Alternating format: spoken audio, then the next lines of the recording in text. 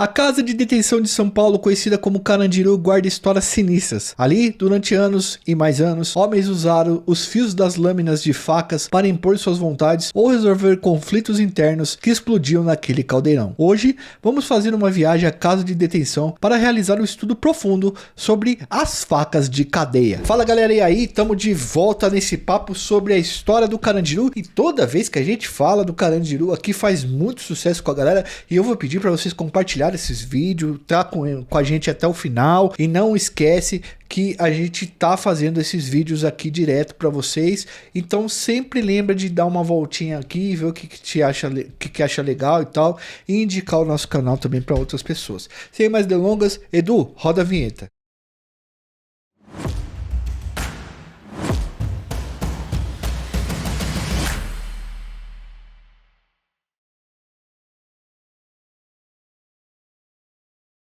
Galera, quando falamos de facas, precisamos falar em armas. A faca ou espada são invenções muito antigas na história da humanidade e de certa forma também foram muito importantes para a gente chegar até aqui. Seja para ceifar vidas de povos ou para dar continuidade à vida de povos, essas facas sempre foram usadas. A definição de facas, para vocês terem uma ideia, é essa, abre aspas: faca é qualquer objeto cortante capaz de ser empunhado. Então, uma faca não é apenas de metal ou para cortar um pedaço de frango na cozinha. A faca é um objeto complexo. Uma faca de cozinha dessas comuns tem várias peças, várias partes. Tem a lâmina, o cabo de empunhadura, a ponteira, o dorso, o contrafio, a guarda, e essa guarda geralmente é uma barreira que para mão não escorregar e ter contato com a lâmina ao enfiar ali em algum lugar ou em alguém. Tem também o pomo, que seria o lugar de pegada dessa faca, e o cordão fiel, o fio que prende a faca na mão. Parece simples, mas para construir facas realmente destruidoras, o homem precisou criar uma série de tecnologias e designs. E foi aperfeiçoando tudo isso ao longo dos anos. Tecnologia não é só computador ou celular, galera. Há muita tecnologia e objetos, principalmente nas facas. E é muito difícil saber quando as facas começaram a ser usadas mesmo, pois o homem é carnívoro e o elemento de corte seria bastante importante para seu desenvolvimento e sua evolução. Na arqueologia, a faca mais antiga encontrada data de mais de 6.000 anos antes de Cristo. Muito antigo mesmo. Então, nós podemos dizer que a faca acompanhou a história dos homens desde seus primórdios até os dias atuais, sendo um artefato da cultura humana e usado pela cultura humana para mexer com carne ou para resolver problemas. A espada, que foi uma das armas mais usadas na história da humanidade, tem a sua construção totalmente baseada na faca. Ela é o aperfeiçoamento da faca para tirar a vida de pessoas em meio a um conflito generalizado ou a um duelo um com o outro. Essa lógica das facas não foge do ser humano, e as facas têm uma longa história de derramamento de sangue na vida e na história da humanidade. Para vocês terem uma noção, o nome faca no português se originou do latim facus, que significa execução a sangue frio. E de fato, uma execução com faca diz ser uma coisa muito feia, sai muito sangue, é mais analógico e você precisa estar bem perto da vítima, às vezes olhando para os olhos dela e vendo os olhos dela pararem ao movimentar e torcer o cabo do objeto dentro da pessoa.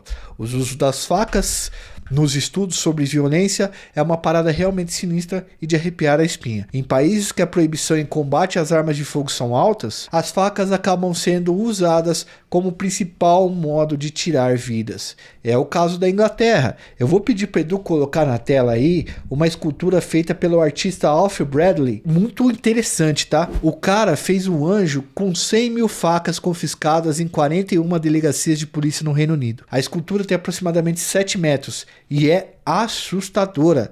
Todas essas facas que vocês estão vendo aí são facas usadas em crimes. As facas são muito usadas, inclusive, em crimes domésticos, pois são os objetos cortantes com poder de destruição mais próximo das pessoas quando elas estão dentro do próprio domicílio. Então as facas continuam sendo elementos cruciais para tirar vidas das pessoas. E essa lógica do uso das facas também será usada na casa de detenção de São Paulo. No Carandiru, as facas tinham uma função extremamente importante e fomos pesquisar para poder entender toda essa questão das facas e a importância delas dentro do cárcere. Para contar sobre elas, além de uma pesquisa na literatura, vamos contar com a participação do nosso amigo Maurício Monteiro, que faz parte do processo Memórias Carandiru. E para a produção desse vídeo, eu contei muito com a ajuda dele. Ele é dono do canal Prisioneiro 84901 e é muito meu amigo, e eu indico o canal dele aqui quantas vezes for preciso. Dá um pulo lá que vocês vão ouvir histórias muito boas. Aliás, não só o canal dele, eu preciso da ajuda de vocês para outra paradinha aqui. Esse é um papo sério, vamos parar no meio desse vídeo que eu preciso explicar para vocês e a ajuda que eu quero de vocês. Se possível, tá? Eu peço gentilmente a todos os meus seguidores que façam isso. O Maurício faz parte de um projeto de museu. Ele e mais duas amigas nossas, a Nádia Lima e a Ellen Bal, tocam a experiência Memórias Carandiru, um museu seguido de uma trilha turística histórica no que restou da casa de detenção do Carandiru. E eles querem instituir e deixar fixo esse museu, porque até então o museu estava abrindo, estava fechando, estava abrindo, estava fechando. Agora eles querem deixar esse museu aberto sempre, para que eles possam receber as pessoas. Eles fazem trabalho educativos lá, vai gente de escola, vai polícia, vai uma série de pessoas para entender o que acontecia no Carandiru. Lá no museu vocês podem encontrar artigos do Carandiru, facas, essas facas que nós estamos falando aqui, e outros tantos artefatos e memórias dessa época. E eu vou pedir um favor encarecidamente para vocês, que são nossos seguidores e consomem nosso conteúdo aqui no canal. Tá vendo esse QR Code na tela que eu pedi pro Edu colocar para vocês? Vocês vão abrir ele, e eu vou deixar nos primeiros comentários o link também, mas dá para abrir pelo QR Code, caso você não consiga estar no primeiro comentário. Vocês vão abrir, vai ter um documento, e se possível vocês vão assinar para ajudar a gente a procurar políticos, ir em reuniões, levar isso para a sociedade civil organizada, para que a gente consiga manter esse museu aberto de forma fixa. É só uma assinatura, não custa nada. Eu estou ajudando eles a colher essas assinaturas para que eles possam continuar com o trabalho deles didático e de educação. Mostra umas imagens aí do trampo deles, Edu. Eles explicam onde era o Carandiru, mostra a história do local, como tudo ocorria. É uma viagem que vale muito a pena fazer quando vocês forem em São Paulo. É uma viagem que ajuda muito, por exemplo, você construir a consciência no seu filho de que o mundo do crime não presta, de que uma cadeia é um lugar muito horrível, tá? Para que vocês possam entender isso junto com o filho de vocês. Inclusive, acesse o Insta deles aí para vocês terem mais informações. Por favor, não esqueçam de assinar para ajudar e manter esse belo projeto. Nem que vocês pausem aqui o vídeo e vá fazer isso e depois volte. Vamos lá então. No Carandiru, galera, existiam alguns tipos de facas. As maiores eram chamadas de Conan ou Highlander, em referência aos dois personagens que usavam espadas enormes e ficaram marcados na cultura dos anos 80 e 90. O Conan e o Highlander, eles eram muito famosos, assim como os caras que dominavam muito bem as espadas. Mas também existiam as matadeiras, facas menores que eram chamadas de matadeiras. Também havia outros nomes como cabos brancos e tramontina. Para fazer uma faca no Carandiru, você precisava de algumas ferramentas. Uma delas era o jacaré, que é um pedaço de serra, daquelas serrinhas amarelas, tá ligado? Também era necessário um martelo ou uma pedra para desamassar o ferro. E, se possível, uma lima para dar o corte. Mas o fio da lâmina não poderia ser feito na hora do corte com o próprio jacaré. Os ferros, pessoal, eram conseguidos através de retiradas de batentes das ventanas, que eram as janelas da cadeia, das beiradas dos degraus das escadas, ou poderia ser comprado em outros pavilhões, como o pavilhão 5, tá? Seja com cigarro, pinga ou qualquer outro elemento de escambo. O pavilhão que mais vendia ferro para a fabricação dessas facas era o pavilhão 5. Ali tinha carrinhos de ferro que carregavam roupas e outros objetos, e poderia ter pedaços de ferros retirados para fazer as facas. O Maurício Monteiro também nos contou que as facas eram produzidas através de um trabalho coletivo. Dentro da cela, enquanto alguns presos se revezavam no corte e na produção das facas, outros montavam estratégias de segurança para que os funcionários não pegassem o pessoal produzindo esse tipo de arma no local. E a produção de facas na cela era coletiva, exatamente porque as facas serviam para proteger a coletividade. Na época do pavilhão 9, as pessoas se organizavam em celas por região. Tipo, tinha a cela da Zona Sul, a cela da Zona Leste, cela da Zona Oeste, a cela do pessoal do Capão Redondo e assim por diante. Todos os presos da cela, que não fossem vacilões, poderiam usar as facas. Só quem não podia usar pelas leis da cadeia eram alguns sujeitos, como as travestis, os evangélicos, porque o cara quando virava evangélico tinha que sair do mundo do crime, então nem faca ele podia portar, e os KGB, que eram pessoas conhecidas como caguetas. Inclusive, esse tipo de safado não podia fazer nada dentro da cadeia. E sempre que caía uma faca dentro da cadeia, os caras achavam, se você tivesse um lagarto, alguém que segurasse aquelas facas pra você como, não, fui eu, e tomasse a falta disciplinar, essa pessoa ia pagar uma isolada no 5, castigo. Perguntei pro Maurício também, galera, quanto custava uma faca na moeda corrente, ou seja, o cigarro. Ele disse que geralmente uma faca custava 5 maços de sangue de boi, o famoso cigarro Hollywood da Souza Cruz. Ele disse também que o pessoal da cela dele não costumava vender facas, pois seria algo muito estranho, né? Imagina você vender uma faca para uma outra cela e numa treta com a outra cela você perder a vida para uma faca que você mesmo fez, mano. Olha que bagulho sinistro. A hora que você chega para falar com Deus ou com o capeta, o cara fala, mano, você é mal vacilão. Fez a faca e vendeu pro cara e faleceu com a própria faca. Outra coisa seria enfrentar alguém com a faca que você comprou dessa pessoa. Quem te vendeu essa faca sabe o peso dela, velocidade, agilidade, ter a melhor habilidade com ela ali, porque foi ele que produziu. Mas a função das facas não era apenas tirar vidas, tá, pessoal? Ela era um elemento de controle de tensão. As facas eram como poder de fogo na cadeia. Tá? O Nenê vai explicar, o Maurício vai explicar isso pra vocês daqui a pouco. Às vezes ter muitas facas era sinal de que não valia a pena confrontar o seu grupo, como é feito pelas nações. As nações mais poderosas são as que possuem exércitos e armas mais potentes, aí ninguém mexe com elas. As facas então eram formas de resolução de conflito dentro da prisão, e nem sempre elas eram usadas nos momentos de tensão. Mas ter uma faca fazia com que todos fossem obrigados a negociar, senão estava susceptível a tomar uma facada. Outra coisa importante era o mocó. As facas ficavam entocadas nas paredes das celas, tubulações. Além disso, era muito perigoso andar armado pelo pavilhão 9. Poderia ser interpretado como maldade. Tipo,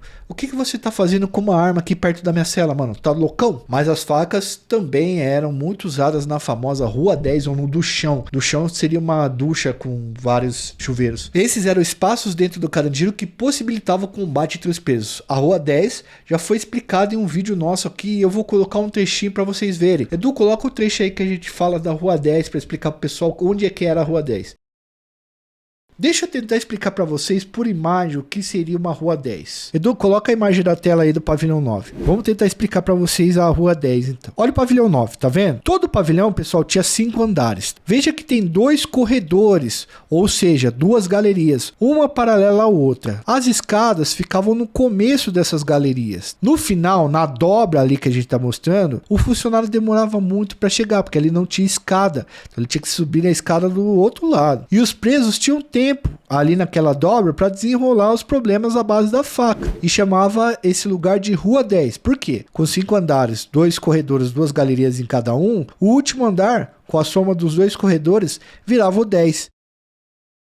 Então, galera, era na Rua 10 que muitos presos resolviam os BOs, seja eles individuais ou coletivos. Ali era travado certas brigas de fazer o sangue gelar, sabe? Tipo assim, quando a gente foi lá no Espaço Memória Carandiru, nos Memórias Carandiru, a gente mostrou pra vocês, um dos ex-presos que estavam ali, dos sobreviventes do Carandiru, disse pra gente que já chegou a ver briga em que um cara amarrava uma camiseta num pulso e o inimigo dele amarrava a mesma camiseta do outro lado do pulso para que eles só saíssem dali a hora que um tivesse apagado, tá? Para não ter como fugir. Eu pedi pro Maurício descrever pra gente como era uma briga na Rua 10 do Pavilhão 9. Como que era a Rua 10 no Pavilhão 9, né?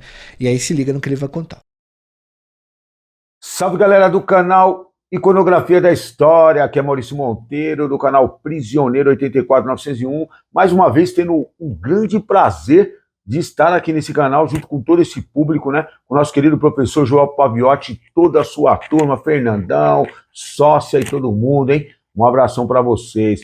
Eu sou Maurício Monteiro, para quem não me conhece, fiquei preso 16 anos, sou um sobrevivente do massacre da Casa de Detenção de São Paulo, passei mais de 28 penitenciárias no estado de São Paulo. Hoje, sou formado em gestão ambiental, sou formando em educação física, faço parte do núcleo Memória Carandiru, sou apresentador do canal Prisioneiro 84901, também educador e mediador, né, dos roteiros de memórias que acontecem no Parque da Juventude. Todos estão convidados para colar lá para conhecer o que realmente aconteceu na Casa de Detenção de São Paulo e todo aquele espaço do Carandiru aonde a memória está sendo apagada.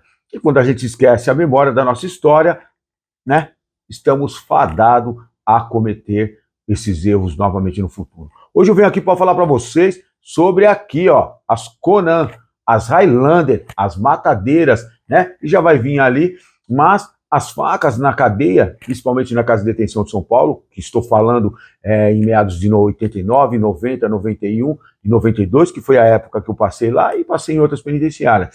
As facas, elas não eram instrumentos somente de agressão, mas elas eram instrumentos também de proteção. A partir do momento que uma pessoa sabia que uma estava armada com a faca e a outra também, certo? Então estava riscoso a morrer ou a matar, né? E isso fazia que, então, vamos conversar primeiro. Então, havia muitas conversas antes dos confrontos, né? Na tão falada Rua 10 da Casa de Detenção de São Paulo, né? Lá é o seguinte, essas facas, muitas vezes, né, as grandes, serviam mais mesmo para assustar. As matadeiras era para matar mesmo. Mas quando você tinha uma confusão com algum desafeto, e essa confusão era para ir para a Rua 10 para você resolver, né, essas facas elas serviam para você salvar sua vida, né? E assim, a gente tem que entender que na Casa de Detenção de São Paulo, né, era um lugar muito violento. A Casa de Detenção de São Paulo era a maior cadeia da América Latina, uma das maiores do mundo, né, onde ocorreu aquele massacre de 1992, que eu estava lá e eu vi o que realmente aconteceu. Todas aquelas facas que foram apreendidas, né, nessa fita do massacre, elas não foram usadas contra os policiais, pelo contrário, elas foram jogadas fora para que não fosse encontrada com os presos. Pois a gente tem que lembrar que os policiais chegaram de metralhadoras, de revólver, ninguém queria estar com faca na mão, né? Ao contrário do que muitos dizem, que fala que o preso foi para cima, nunca, né? Mesmo porque não estava tendo o acontecimento, não tinha rebelião naquela época, né? Mas isso daí, se vocês querem saber, vocês vão lá no canal Prisioneiro 84901, que tem muitos vídeos que lá tem. Aqui estamos para falar dessas ferramentas, né, que eram construídas e eram feitas pelos próprios presos. Ferros que eram conseguidos lá dentro, muitas vezes comprados, né? Você tinha que ter o que nós chamamos de jacaré, nós chamamos aqui fora de serra. A serra lá dentro era um jacaré, que a gente chamava. Esse jacaré era colocado numa carretilha, no qual você cortava esses ferros e fazia essas pontas. Esse ferro, para aparecer lá, muitas vezes, eles eram comprados, né, do pavilhão 5. O pavilhão 5, apesar de ser um pavilhão do seguro, que muito fala, certo? Mas era um pavilhão que existia muitas facas. E as facas que eles arrancavam lá, nós, geralmente, do pavilhão 9 ou do pavilhão 8, as compravam. Né? E quando não comprava, tinha ferro no pavilhão 9 ainda, nós arrancava, cortava. Então você tinha que ter uma lima. Se você não tivesse uma lima, você podia, conforme você vai fazendo o corte no ferro, você já faz o fio dele também. Desamassava com um martelo ou uma pedra, não um martelo mesmo, mas um martelo improvisado, né, e uma pedra grande, e campanas para todo lado. Tinha campanas, era quem? Era o preso que ficavam olhando, né, nas escadas, na frente da carceragem, para saber se os funcionários estão chegando, para que eles não pegassem esse processo de feitura das facas, né? Então a faca não era qualquer um que poderia ter faca no pavilhão 9. O pavilhão 9, os caras, para ter faca, tinha que ser aqueles caras que eram considerados como malandro, né? Aqueles caras que tinham uma moral, esses podiam. Só que, geralmente, as famílias, as quadrilhas que tinham na época, todas tinham facas dentro do pavilhão 9, e com isso, na Casa de Detenção São Paulo. Canal Prisioneiro 84901, mais detalhe, outros papos, vai lá no canal. Um abração para todos aqui do canal Iconografia da História. Espero poder ter compartilhado com muitos. Tamo junto. Bom, galera, depois desse vídeo, aí não tem como complementar mais as coisas, né? Eu indico que vocês se inscrevam no canal do cara, se inscreva no nosso, deixa seu like, ativa o sininho. E inclusive o Maurício tá fazendo umas lives lá que conta histórias do Carandiru, e são lives bastante interessantes com vários personagens interessantes também. Mas o fato é que as facas foram armas e objetos muito importantes dentro dos presídios paulistas antes da chegada e tomada do poder do comando da capital. Antes, ela era um modo de garantir a imposição da violência, sendo a via para demonstrar quem era o mais forte, quem tivesse mais facas, as melhores facas. No início dos anos 2000, as coisas foram mudando e as facas acabaram não sendo mais uma das principais formas de resolução de conflito. A casa de detenção foi desativada, mas o que saiu de faca de lá não está escrito em lugar algum. Talvez nas memórias das pessoas que estiverem encarceradas lá dentro. Galera, deixa seu like, se inscreve no canal, ativa o sininho, não esquece essas duas coisas. Ajuda a gente no Apoia-se e ajuda a gente no Pix, que são duas coisas muito importantes para que o nosso trabalho possa continuar. Não esquece de assinar aquilo que nós pedimos para vocês aí, para vocês ajudarem a manter o trabalho desses caras vivos e atuantes. Eu sou o Joel Paviotti, fui, valeu.